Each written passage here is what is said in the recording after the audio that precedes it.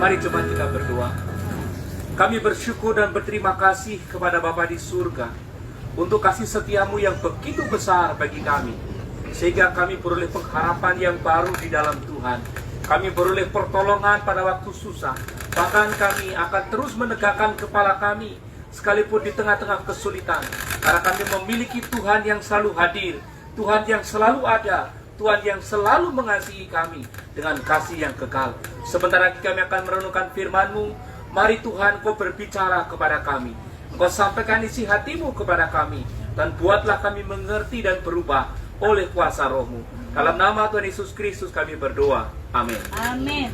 Shalom jemaat Tuhan. Shalom. Senang sekali malam hari ini kita bisa berjumpa kembali.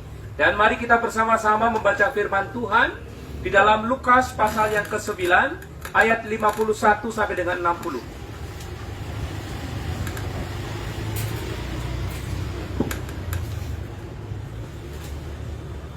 Lukas pasal yang ke-9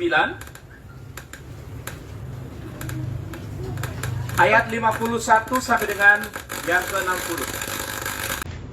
Sudah ketemu? Jika sudah, mari kita membaca secara bersama-sama dua perikop ini. Yesus dan orang Samaria. 1, 2, 3. Ketika hampir genap waktunya, Yesus diangkat ke surga. Ia mengarahkan pandangannya untuk pergi ke Yerusalem, dan ia mengirim beberapa utusan mendahului dia. Mereka itu pergi lalu masuk ke suatu desa orang Samaria untuk mempersiapkan segala sesuatu baginya. Tetapi orang-orang Samaria itu tidak mau menerima dia karena perjalanannya menuju Yerusalem. Ketika dua muridnya yaitu Yakobus dan Yohanes melihat hal itu, mereka berkata, "Tuhan, apakah Engkau mau supaya kami menyuruh api turun dari langit untuk membinasakan mereka?" Akan tetapi ia berpaling dan menegur mereka, lalu mereka pergi ke desa yang lain. Ketika Yesus dan murid-muridnya melanjutkan perjalanan mereka, berkatalah seorang di tengah jalan kepada Yesus, "Aku akan mengikut Engkau kemana saja Engkau pergi." Yesus berkata kepadanya, "Serigala mempunyai liang dan burung mempunyai sarang, tetapi anak manusia tidak mempunyai tempat untuk meletakkan kepalanya." Lalu ia berkata kepada seorang lain, "Ikutlah aku." Tetapi orang itu berkata, "Izinkanlah aku pergi dahulu menguburkan Bapakku." Tetapi Yesus berkata kepadanya, "Biarlah orang mati menguburkan orang mati, tetapi engkau pergilah dan beritakanlah kerajaan Allah di mana-mana." Dan seorang lain lagi berkata, "Aku akan mengikut Engkau, Tuhan, tetapi izinkanlah aku pamitan dahulu dengan keluargaku." Tetapi Yesus berkata, "Setiap orang yang siap membaca, tetapi menoleh ke belakang, tidak layak untuk kerajaan Allah." Demikianlah pembacaan firman Tuhan. Berbahagialah setiap kita yang membaca, merenungkan, dan melakukan firman Tuhan di dalam kehidupan setiap hari. Amin. Amin. Saudara-saudara, minggu yang lalu kita belajar dari kisah, masih ingat? 5 roti, 2 ikan. Masih ingat cerita itu ya saudara-saudara? Nah, ketika kita menggumuli kisah 5 roti dan 2 ikan itu saudara-saudara, kita setidaknya dibawa kepada suatu pemahaman dan pengalaman baru, bahwasanya Tuhan yang hebat itu, Tuhan yang penuh kuasa itu, Tuhan yang sanggup mengerjakan perkara-perkara yang ajaib itu, Tuhan yang mulia itu, mau bekerja sama dan melibatkan kita untuk pekerjaannya. Masih ingat minggu yang lalu tamunya ada begitu banyak? Berapa ribu? 5.000 orang laki-laki. Bahkan kalau semuanya bawa istri, bisa 10.000. Masing-masing punya anak satu, bisa 15.000. Tamunya begitu banyak, dan dia mau melibatkan para muridnya yang serba terbatas itu. Ingat, mereka punya 5 roti 2 ikan pun, itu bukan roti mereka sendiri, bukan? Itu adalah roti daripada seorang anak kecil yang dengan sukacita diberikan. Lalu Filipus berkata, uang mereka cuma berapa? 200 dinar. Jadi dengan demikian saudara-saudara, pada waktu kita melihat besarnya tamu itu dan melihat kondisi para murid, kita dibuat terheran-heran. Tuhan yang hebat itu, Tuhan yang penuh kuasa itu, melibatkan para muridnya yang serba terbatas, yang serba berkekurangan itu untuk mengerjakan perkara-perkara yang besar. Syaratnya cuma satu, yaitu apa? Mengerjakan pekerjaan Tuhan harus dengan cara Tuhan. Kenapa harus dengan cara Tuhan? Ketika kita dilibatkan, terlibat dalam pekerjaan Tuhan, ketika kita dilibatkan dalam karya-karya Tuhan, namun kita mengerjakannya dengan cara kita mengerjakannya dengan hitung-hitungan kita mengerjakannya dengan rasio kita semata, maka kita akan dibawa kepada satu kesimpulan, putus asa. Pada waktu Yesus berkata kepada para muridnya, kamu sekarang harus memberi mereka makan. Para murid berkata, bagaimana bisa memberi makan dengan 5 roti dan 2 ikan itu? Mana kondisinya sudah sore, sudah waktunya sudah waktunya makan, sudah waktunya istirahat, posisinya jauh dari kota. Secara hitung-hitungan tidak masuk akal.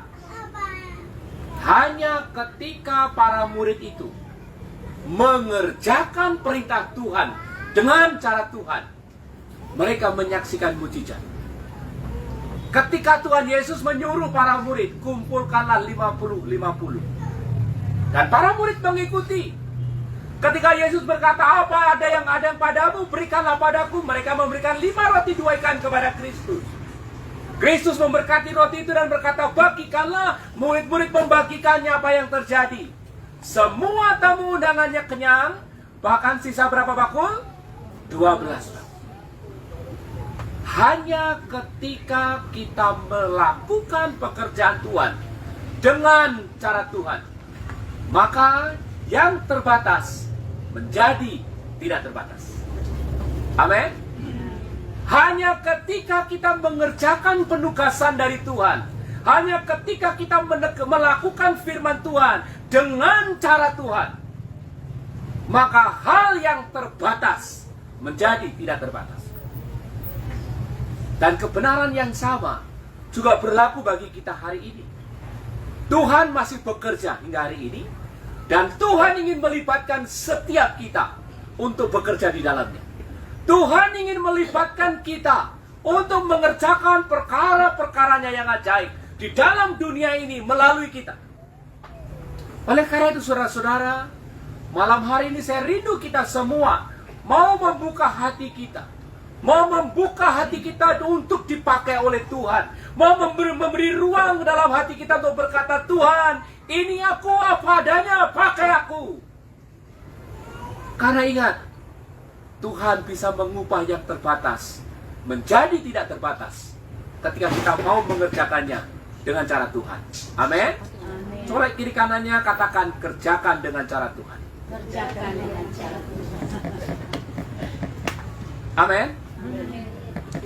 Kemarin waktu KBS itu kita ngejuk. Dalam hidup ini kita itu seringkali pengennya mendapat yang berapa? 12 bakulnya. Tapi kita nggak mau memberikan yang berapa? 5 roti, 2 ikan. Seringkali kita nggak mau berkorban, kita nggak mau mengerjakan bagian kita, tapi kita pengennya mendapatkan mujizat. Kisah 5 roti 2 ikan itu mengajar kepada kita semua bahwa Tuhan yang hebat itu ingin melibatkan kita yang terbatas ini untuk mengerjakan perkara-perkara yang ajaib. Dan kuncinya hanya satu, kita mengerjakan pekerjaan Tuhan dengan cara Tuhan.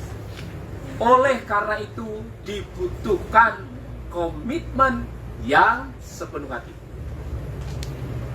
Dibutuhkan komitmen yang sepenuh hati.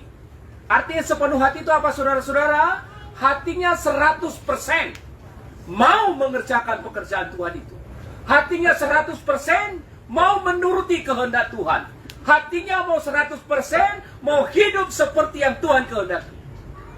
Bukan setengah, bukan 3/4, bukan 99, tetapi 100%. Nah, firman Tuhan hari ini saudara-saudara akan mengajak kita semua menata hati, menata pikiran, menata perbuatan kita. Untuk apa saudara? Agar kita mampu dan sanggup mengikut Tuhan, mengerjakan pekerjaan Tuhan dengan cara Tuhan. Amin. Mengapa kita perlu menata hati? Mengapa kita perlu mengikuti proses dari Tuhan dengan sungguh-sungguh? Karena ada dua kebenaran yang tidak bisa kita hindarkan. Kebenaran yang sama, yang pertama di ayat 51. Tuhan itu punya waktu kerja sendiri. Tuhan itu punya cara kerja sendiri yang tidak bisa diintervensi oleh siapapun. Perhatikan saudara-saudara ayat 51. Ketika hampir genap waktunya Yesus diangkat ke surga. Apa yang dia lakukan? Dia mengarahkan pandangannya untuk pergi ke Yerusalem dan ia mengirim beberapa utusan mendahului dia. Jadi Yesus tahu kapan harus pergi ke Yerusalem dan Yesus tahu kapan harus memberitakan Injil kerajaan Allah itu. Yesus tahu masanya tinggal di bumi sudah hampir selesai dan oleh karena itu dia mau pergi ke Yerusalem. Sebelum dia pergi ke Yerusalem, dia mengutus utusannya untuk pergi ke mana? Ke orang-orang Samaria. Kenapa Yesus mengutus orang-orang para muridnya tadi pergi ke orang-orang Samaria? Beritanya tetap sama dengan minggu yang kemarin. Ketika orang banyak datang kepada Yesus, Yesus menyambut mereka dengan penuh sukacita dan meluangkan banyak waktu untuk memberitakan Injil Kerajaan Allah.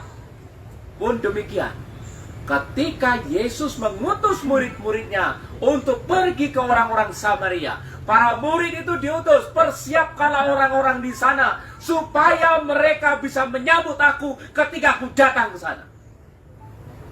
Sama seperti ketika Tuhan mengutus Yohanes Pembaptis dalam Markus pasal 1. Yohanes Pembaptis diutus untuk apa? Mempersiapkan jalan bagi datangnya Sang Mesias itu. Para murid diutus untuk mempersiapkan jalan, mempersiapkan orang-orang Samaria untuk menyambut kedatangan siapa? Yesus Kristus yang akan segera datang itu. Dan pola yang sama juga Tuhan lakukan hari ini. Tuhan mengutus saudara dan saya untuk mempersiapkan jalan bagi dia. Karena dia mau berkunjung ke tetangga kita, ke teman kita, ke orang tua kita, ke kerabat kita. Dan kitalah orang yang dipakai oleh Tuhan untuk mempersiapkan jalan itu. Jadi saudara-saudara, dari sinilah kita membuat pemahaman yang baru. Pelayanan di Kairos ini, kegiatan di Kairos ini, KBS, doa, persekutuan-persekutuan yang lain, semuanya kita lakukan untuk mempersiapkan setiap jiwa agar siap sedia menyambut ketika anugerah datang itu. Anugerah Tuhan datang, jemaat Tuhan boleh sanggup menerimanya dan menyambutnya dengan sukacita. Amin. Tuhan yang kita sembah itu, Tuhan punya cara kerja dan punya waktu kerja sendiri yang tidak bisa diintervensi oleh siapapun.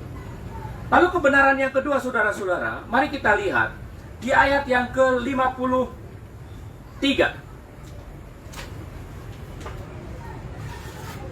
Tetapi, kita baca sama-sama, 1, 2, 3. Tetapi orang-orang Samaria itu tidak mau menerima dia karena perjalanannya menuju Yerusalem. Ternyata saudara-saudara, maksud baik yang dimiliki oleh Yesus tidak serta-merta disambut baik oleh orang yang dimaksud. Dengan kata lain, tidak semua orang bersedia menyambut Yesus Kristus. Maksud dan tujuan Kristus datang ke orang Samaria karena Yesus ingin membawa kabar baik kepada mereka. Yesus ingin membawakan berita Injil Kerajaan Allah itu kepada mereka. Tetapi apa yang terjadi dengan orang Samaria? Orang-orang Samaria menolak kedatangan Yesus. Karena apa? Alasannya karena Yesus mau pergi ke Yerusalem. Berapa penafsir mengatakan, kenapa kok mereka menolak? Karena alasan yang pertama, karena orang-orang Samaria ini tersinggung. Kenapa kok tersinggung? Karena Yesus itu datang ke Samaria, itu bukan tujuan utamanya. Jadi hanya sekedar mampir. Berarti kalau mampir itu hanya opsi. Oleh karena itu mereka menolak.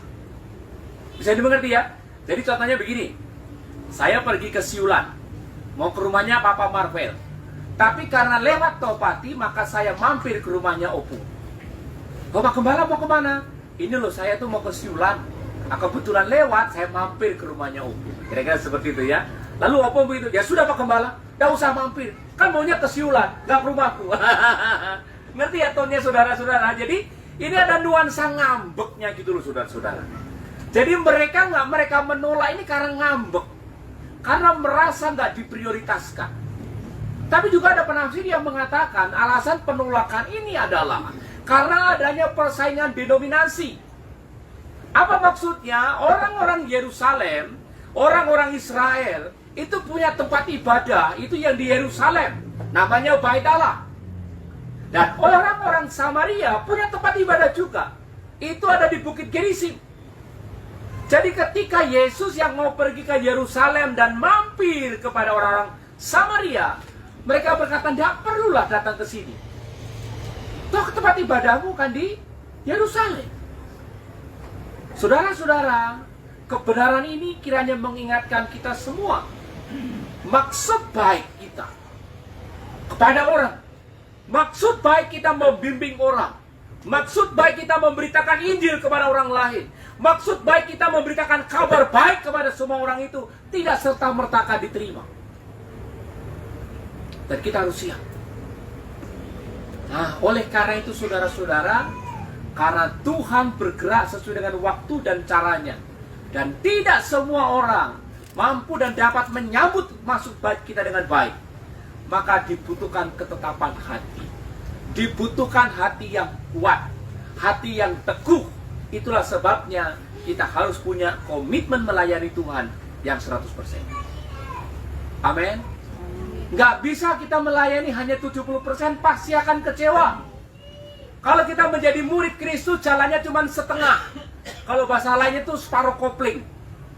Mau dibilang penuh juga nggak bilang kok juga penuh begitu ya. Nggak akan bisa.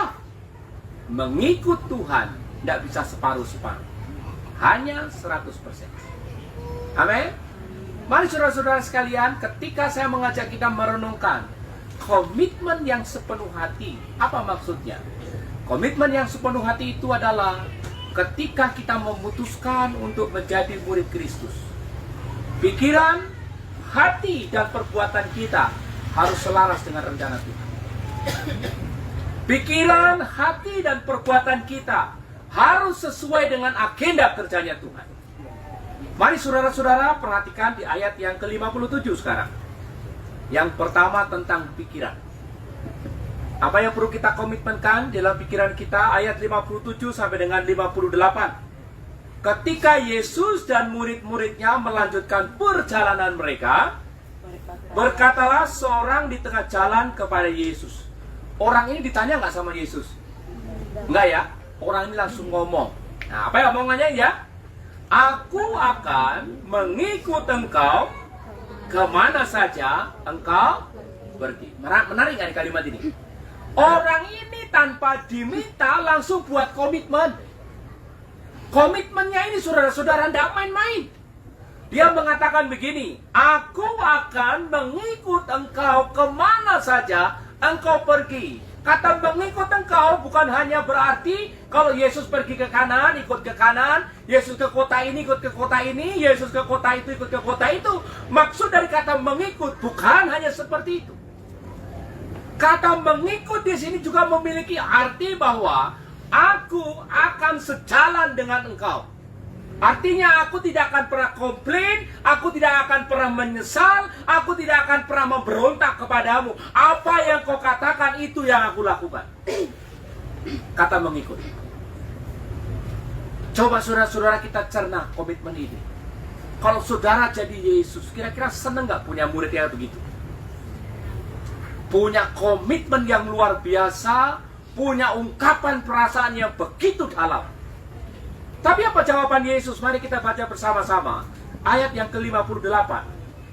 1, 2, 3. Yesus berkata kepadanya, serigala mempunyai liang dan burung mempunyai tetapi anak manusia tidak mempunyai tempat untuk meletakkan kepalanya. Yesus tidak berkata, thank you ya, kamu udah punya komitmen yang baik, please welcome. Tidak. Yesus justru meresponi komitmen yang luar biasa itu. Yesus meresponinya dengan membukakan satu fakta yang tidak pernah dipikirkan oleh orang ini. Pada waktu Yesus berkata, serigala mempunyai liang, burung mempunyai sarang, anak manusia tidak mempunyai tempat untuk meletakkan kepalanya. Yesus sedang mau mengatakan kepada orang ini dengan satu kata lain, apakah engkau sudah memperhitungkan resikonya? Di balik komitmenmu tadi itu, di balik komitmenmu yang akan selalu bersatu jalan dengan aku itu, yang akan selalu bersatu pendapat dengan aku itu, yang akan selalu ada bersama dengan aku itu, apakah kamu sudah memikirkan resiko terburuknya? Apa resiko mengikut Yesus? Mari baca ayat 23, masih di pasal yang ke-9.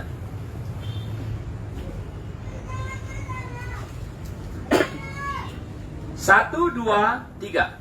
Katanya kepada mereka semua, setiap orang yang mau mengikut aku, ia harus menyangkal dirinya, memikul salibnya setiap hari dan mengikut aku. Jadi pada waktu kita menyebut diri sebagai murid Yesus, bukan orang Kristen, aku murid Kristus, harus tertanam di otak kita, dalam pikiran kita. Pada waktu kita menyebut diri aku sebagai murid Kristus, kita harus siap menerima resiko ini. Artinya, aku siap menyangkal diri, memikul salib, mengikut Yesus setiap hari. Katakan amin.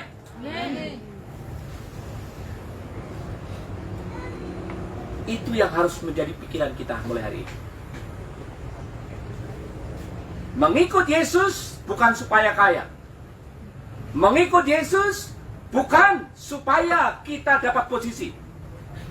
Mengikut Yesus bukan supaya kita eksis.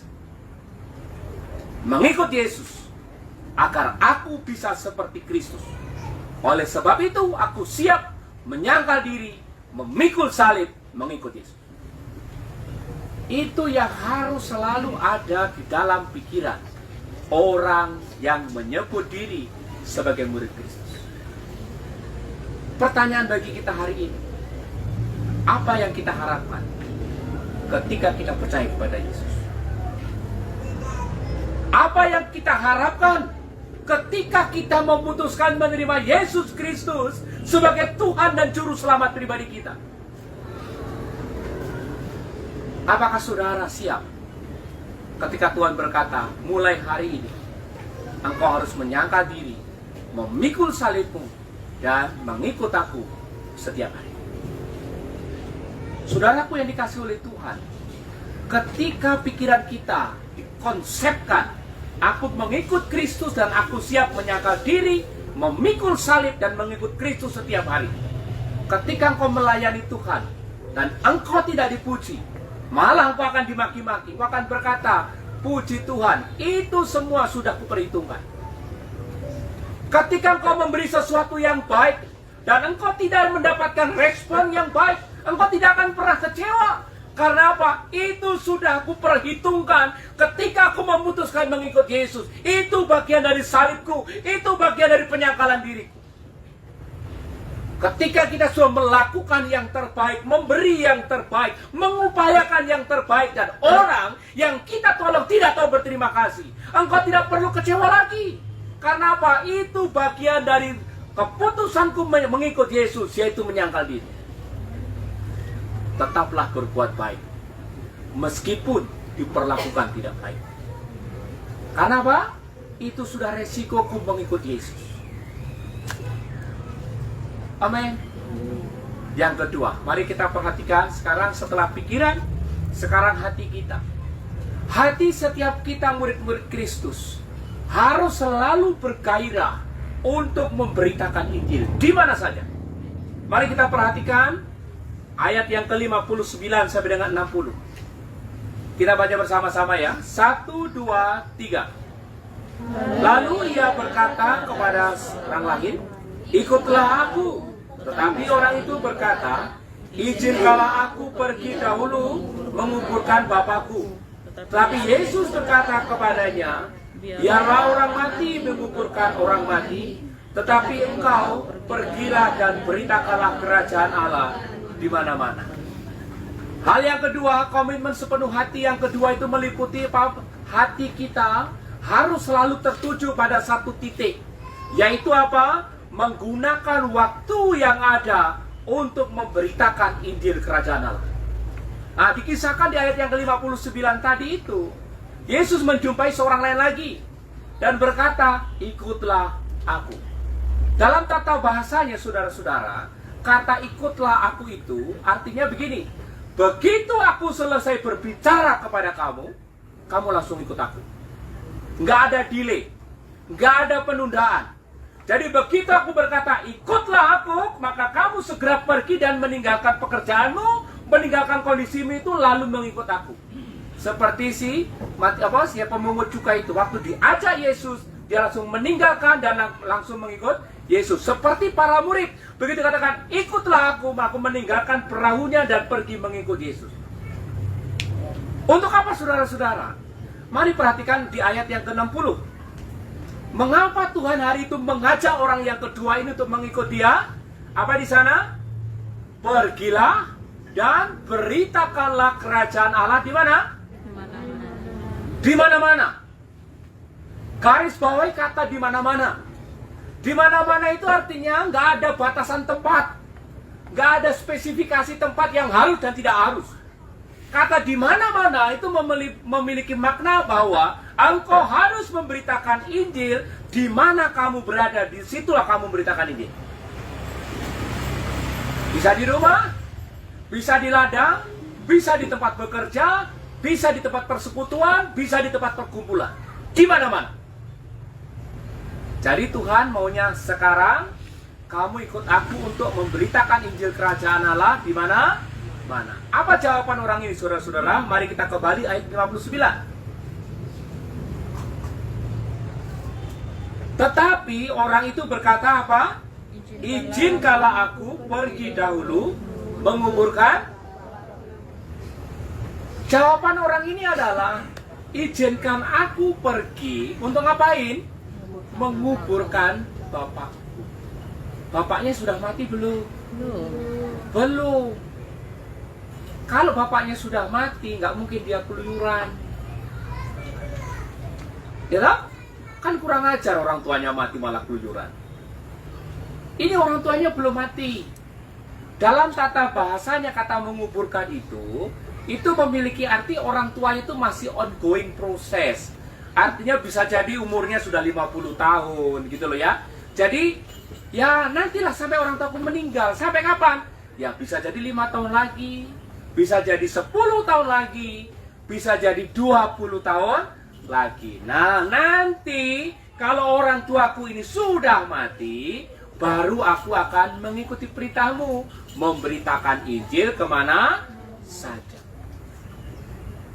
Tuhan maunya sekarang.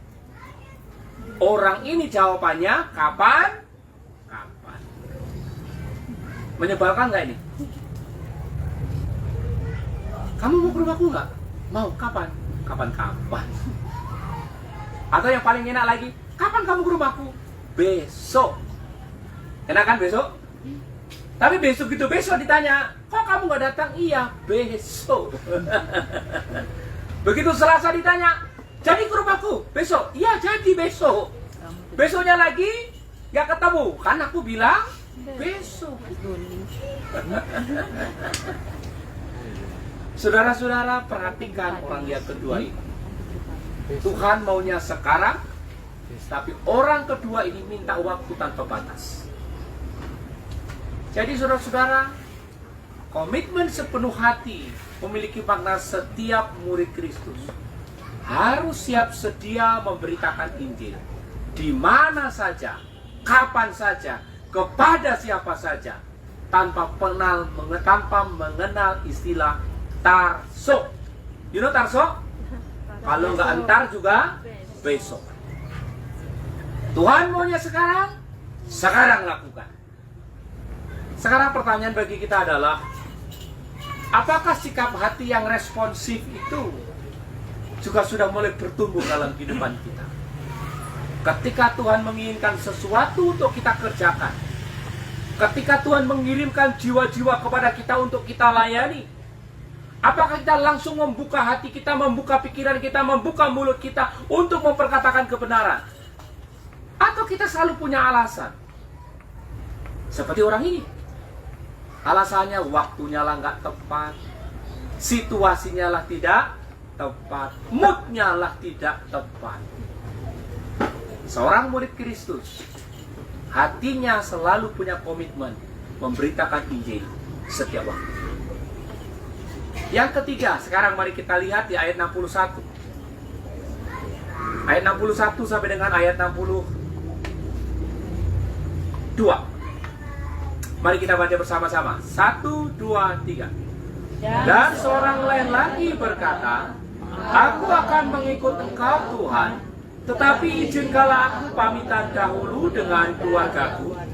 Tetapi Yesus berkata, setiap orang yang siap untuk membaca, tetapi menoleh ke belakang, tidak layak untuk kerajaan Allah.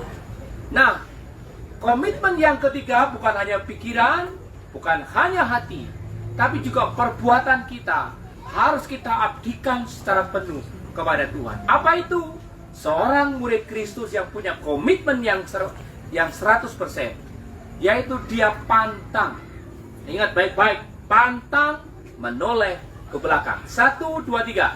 Pantang menoleh ke belakang. Murid Kristus tidak pernah menyesali keputusannya mengiringi Yesus, walaupun risikonya berat. Ingat, mari perhatikan ayat yang ke-61. Yesus berkata kepada orang yang ketiga ini, ikutlah aku sekarang ini. Ayo beritakan Injil kerajaan Allah di mana-mana. Jawaban orang yang ketiga ini luar biasa, saudara-saudara. Dia berkata begini, aku akan mengikut engkau Tuhan. Dengan kata lain, pada waktu dia berkata, aku akan mengikut engkau Tuhan, orang ini berkata, benar Tuhan, aku tertarik dengan ajakanmu itu. Aku tertarik dengan visimu itu. Aku tertarik dengan keinginanmu itu, yaitu memberitakan Injil di mana-mana. Aku tertarik dan aku mau di situ. Aku bersemangat di situ. Tetapi, ini nggak enaknya kan? Tetapi, ngapain di sini? Izinkan aku ngapain, saudara-saudara? Pamitan dahulu dengan keluargaku. Kalau diizinkan, aku ikut engkau. Kalau keluargaku tidak mengizinkan, ikut nggak? Enggak. Jadi saudara-saudara, orang yang ketiga ini hatinya dipenuhi dengan yang namanya kebimbangan. Orang yang ketiga ini hatinya mendua. Dan murid Kristus pantang mendua. Kalau kita menyebut diri sebagai murid Kristus, apapun resikonya, aku ikut Yesus. Biar berat, aku tetap melakukan firman Tuhan. Itu murid Yesus. Mendengar jawaban orang itu yang minta waktu untuk pamitan. Dengan kata lain, Tuhan, kamu penting, tapi bukan prioritasku. Lalu jawaban Tuhan Yesus apa di ayat yang ke-62? Tetapi Yesus berkata, setiap orang yang siap untuk membajak, tetapi menoleh ke belakang, tidak layak untuk kerajaan Allah. Barang siapa yang siap melayani Tuhan, mengikut Yesus, tetapi masih dihantui dengan apa yang di belakang, takut apa kata orang, takut kata tetangga, takut kata orang tua, diizini atau tidak kata Tuhan, no. Amin, saudaraku. Jadi ketika kita mengatakan, aku murid Yesus, kita harus siap berpisah dengan siapapun. Kita harus siap akan hal itu. Dikisahkan di India itu, ada seorang keluarga, satu keluarga yang menerima Yesus di tengah-tengah masyarakat yang tidak percaya kepada Kristus. Begitu orang kampung itu tahu kalau orang ini menerima Yesus, orang kampung ini berkata, kamu sangkali Yesus atau kamu mati. Kamu sangkali Yesus atau kamu kehilangan semua kekayaanmu itu. Kamu sangkali Yesus atau kamu kehilangan keluargamu. Orang itu tetap berkata, apapun yang terjadi, aku ikut Tuhan. Aku tak ingkar.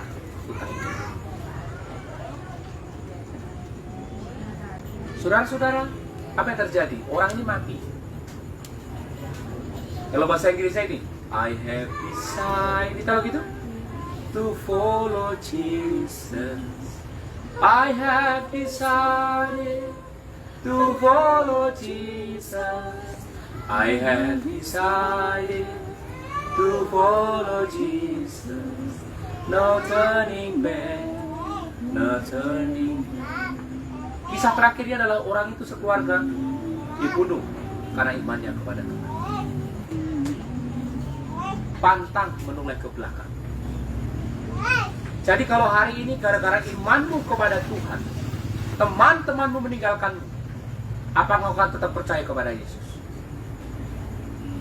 Apakah gara-gara imanmu kepada Kristus, gara-gara ketaatanmu melakukan firman Tuhan, kau dicaci, kau dicela oleh teman-temanmu, oleh keluargamu, apakah kau akan mengundurkan diri dan tidak percaya kepada Kristus? Sebagai hamba Tuhan, saya mengajak kita semua kembali merefleksikan. Mungkin selama ini seringkali di hadapan Tuhan kita terlalu gampang berucap janji kepada Tuhan, seperti orang yang pertama ini. Aku mau seiring jalan dengan Engkau ya Tuhan. Aku mau melakukan firman-Mu, aku menuruti firman-Mu. Tetapi bibir belum kering, kita sudah mengingkari firman Tuhan. Harus bertobat hari ini. Mungkin kita seperti orang yang kedua.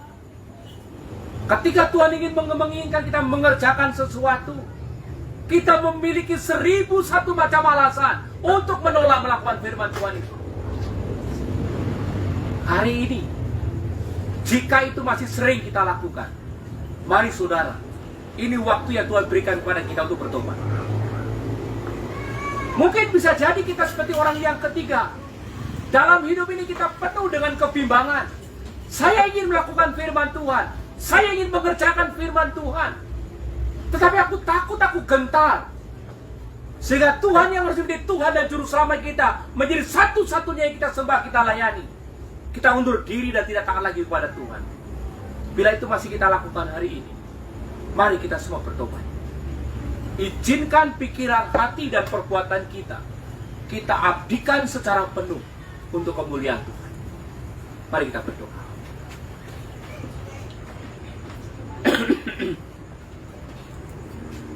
Bapa, terima kasih hari ini kami boleh belajar kebenaran firman.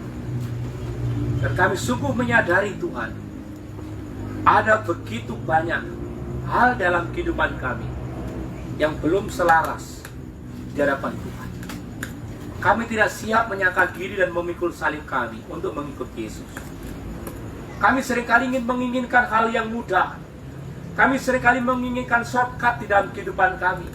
Kami enggan menjalani proses yang menyakitkan. Padahal itu sangat kami perlukan. Tuhan, ampuni kami. Ampuni kami ketika kami suka menunda-nunda waktu untuk melakukan firman Tuhan. Kami memiliki begitu banyak alasan untuk menunda-nunda pekerjaan Tuhan. Hari ini kami mohon pengampunan-Mu ya Tuhan. Ampuni kami pula ya Tuhan, ketika kami membiarkan kebimbangan dalam diri kami menguasai hati kami. Bila kiranya Roh-Mu yang kudus itu memperbarui pikiran, hati, dan perbuatan kami, sehingga kami akan menjadi murid-murid Kristus yang selalu siap sedia bergerak bersama dengan Tuhan, yang selalu siap sedia bergerak sesuai dengan waktunya Tuhan, dan akan terus bersuka cita, akan terus bersemangat meskipun ada begitu banyak jalan-jalan terjal, ada begitu banyak penolakan, ada begitu banyak onak duri yang harus kami lalui, karena kami tahu hidup kami seutuhnya adalah milik Tuhan. Kiranya Roh-Mu yang kudus itu akan menolong kami semua. Dalam nama Tuhan Yesus Kristus kami berdoa. Amin. Amin.